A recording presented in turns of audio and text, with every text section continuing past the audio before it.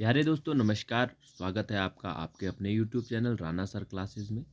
आज हम बात करने वाले हैं एनईपी के तहत द्वितीय सेमेस्टर के जो पॉलिटिकल साइंस का पेपर है उसकी पहली यूनिट का इम्पोर्टेंट टॉपिक एकात्मक और संघात्मक शासन। संघात्मक शासन में हम अगले वीडियो में बात करेंगे। इस वीडियो में हम एकात्मक शासन पर बात करेंगे कि एकात्मक शासन होता क्या है, एकात्मक शासन की क्या विशेषताएं होती है और एकात्मक शासन के गुण दोष किस प्रकार होते हैं। परीक्षा की दृष्टि से इन 4-5 प्रकार से आपको क्वेश्चन आ सकता है। आप इसे पढ़ लीजिएगा। इन पांचों प्रकार में अगर क्वेश्चन आता है तो उत्तर आपको इसी प्रकार देना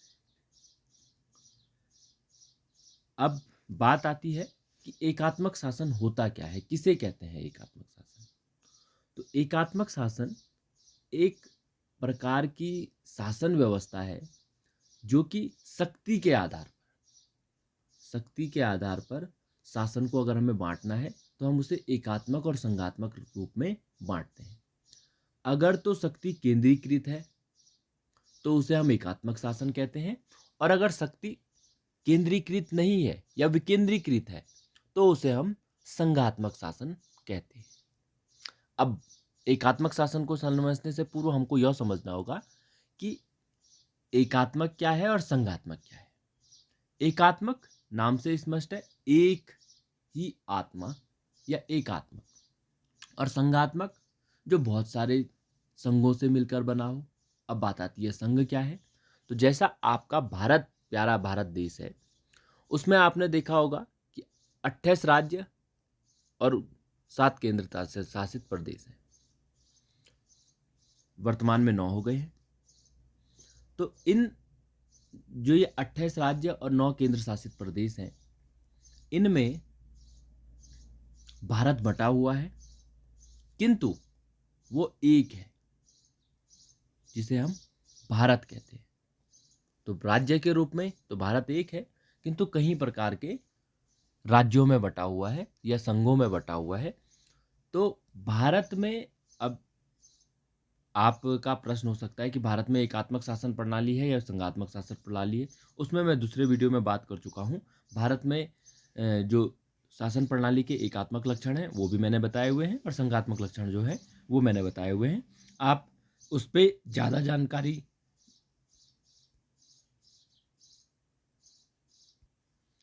अगर लेना चाहते हैं तो मैं वीडियो के डिस्क्रिप्शन में लिंक दे दूंगा, आप उस पर जाके बात कर सकते हैं।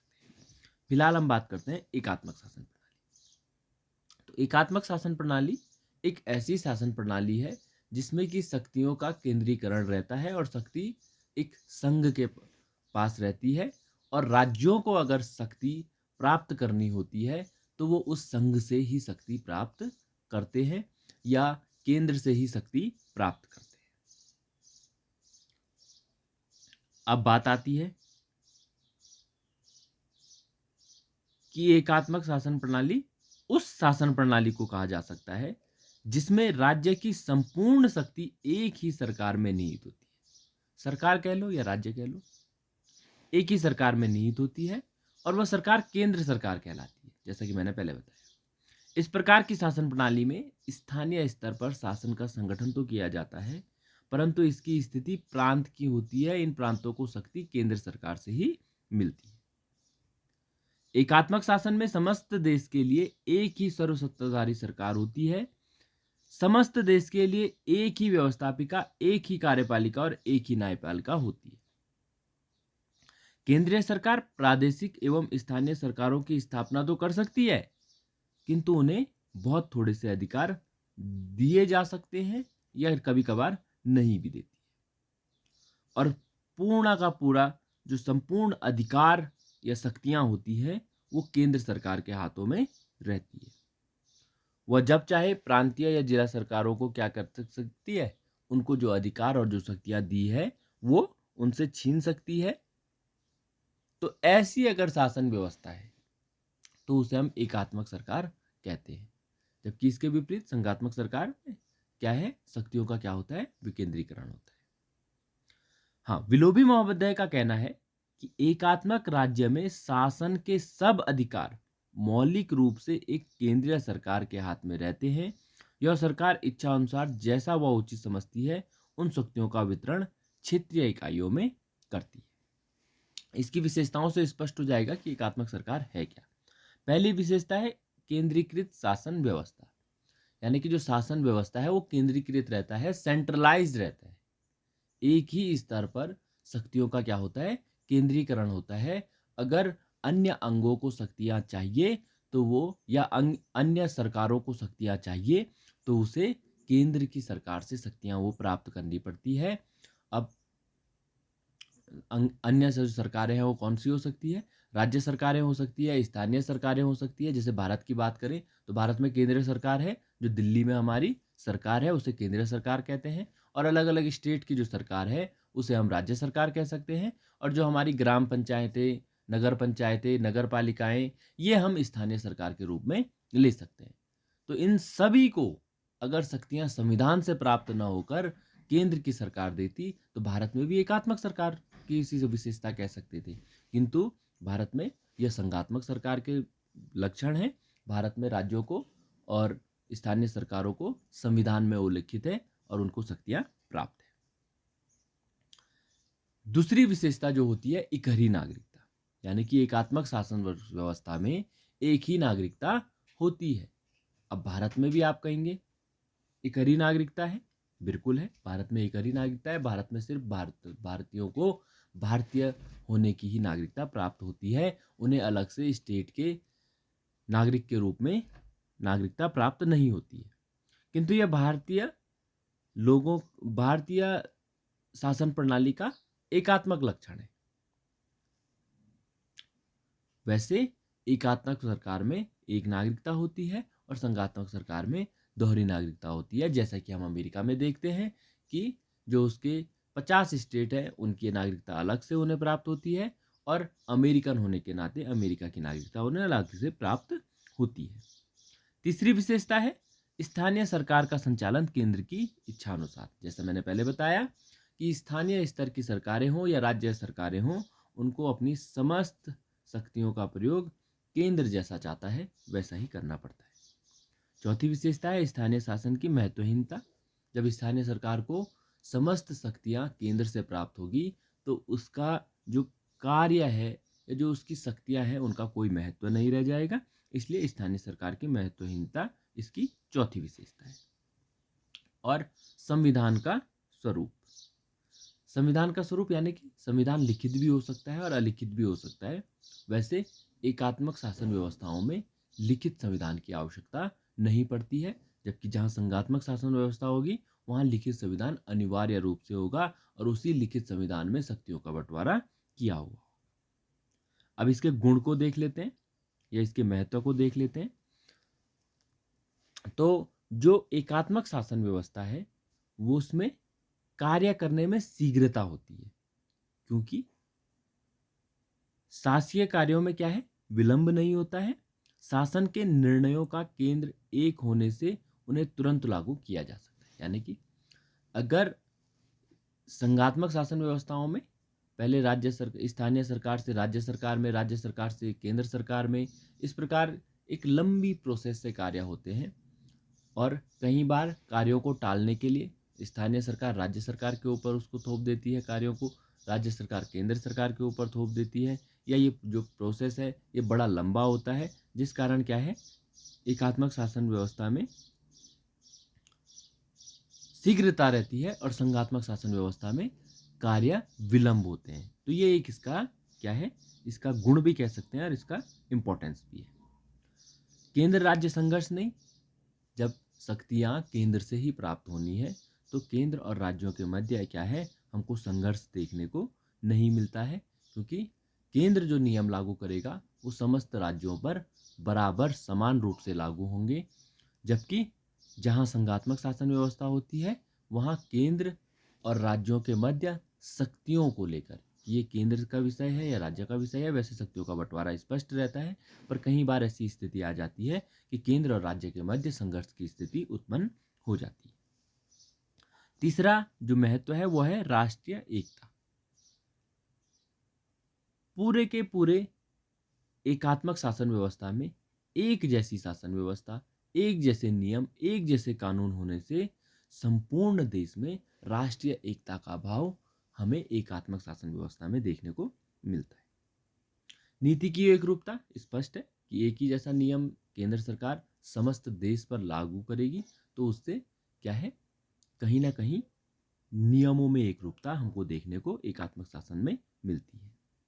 मितव्ययिता, खर्च कम होगा क्योंकि जो कर्मचारी हैं उनकी संख्या कम होगी। इसके अलावा जो मैंने बोला प्रोसेस लंबा है, लंबा प्रोसेस होगा तो वो खर्चीला भी होगा, छोटा प्रोसेस होगा तो वो कम खर्चीला भी होगा। तो इस शासन व्यवस्था में हमको मितव्ययिता देखने को मिलती है। कम खर्चीली प्रणाली, ये स्पष्ट है, मितव्ययिता ही है। उसके बाद अब हम देख लेते हैं एकात्मक शासन प्रणाली के दोषों को। ऐसा नहीं है कि एकात्मक शासन प्रणाली के सिर्फ गुण ही गुण है, एकात्मक शासन प्रणाली में बहुत सारे दोष भी देखने को हमको मिलते हैं। सबसे पहला जो दोष है एकात्मक शासन प्रणाली का, वह है स्थानीय समस्याओं के हल के लिए यह प्रणाली उपयुक्त नहीं है। आपने देखा होगा भारत जैसे बहुत बड़े राष्ट्र में दिल्ली की जो स्थितियां हैं वह छोटे छोटे ग्रामों की स्थितियां नहीं है। और एकात्मक शासन व्यवस्था में बड़े बड़े हॉलों में बैठकर नियंता नीतियों का निर्माण करते हैं, वो जमीनी हकीकत से रूबरू नहीं होते।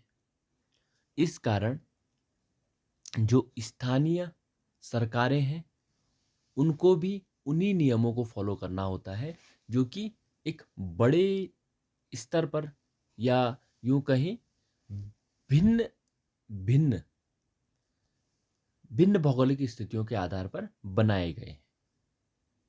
तो जिससे क्या है, जो स्थानीय सरकारें हैं उनको अपने नियमों को बनाने की या उनको लागू करने की शक्ति प्राप्त नहीं हो पाती है, और कहीं ना कहीं जो किसी विशेष स्थानीय समाज की समस्याएं हैं वो हल नहीं हो पाती है।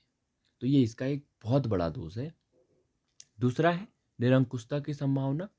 जो केंद्र की सरकार है उसके पास बहुत अधिक शक्तियां आने से क्या है, वो सरकार कहीं ना कहीं निरंकुश होने की संभावना केंद्रीय या एकात्मक शासन प्रणाली में हमको देखने को मिलती है। ये इसका दूसरा दोष है। तीसरा है केंद्र सरकार पर अत्यधिक कार्यभार। क्योंकि समस्त शक्तियों का प्रयोग केंद्र सरकार करती है और संपूर्ण देश के लिए ही या संपूर्ण राज्य के लिए क्या है, केंद्र सरकार को ही कानून बनाने होते हैं। तो जिससे केंद्र सरकार के ऊपर कार्यभार बहुत अधिक बढ़ जाता है, जबकि संघात्मक शासन व्यवस्था में यह कार्यभार घट जाता है क्योंकि शक्तियों का बंटवारा हो जाता है।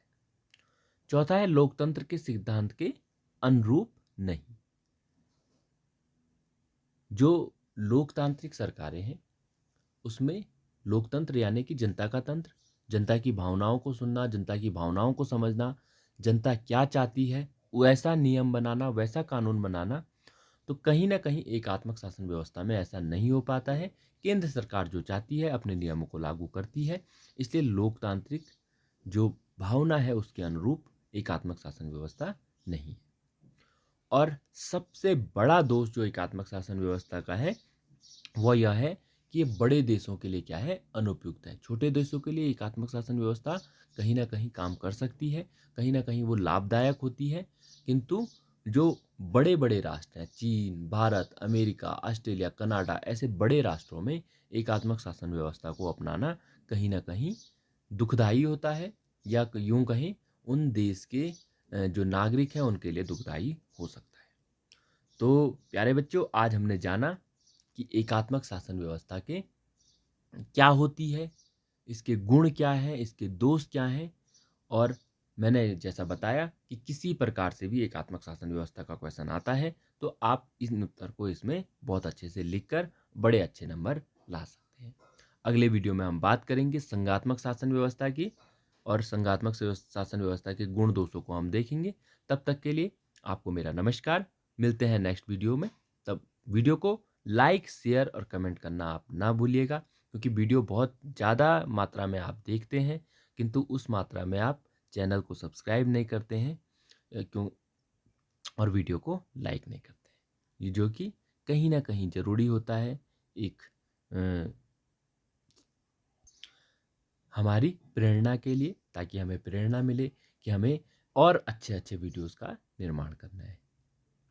चलिए मिलते हैं नेक्स्ट वीडियो में, तब तक के लिए नमस्कार।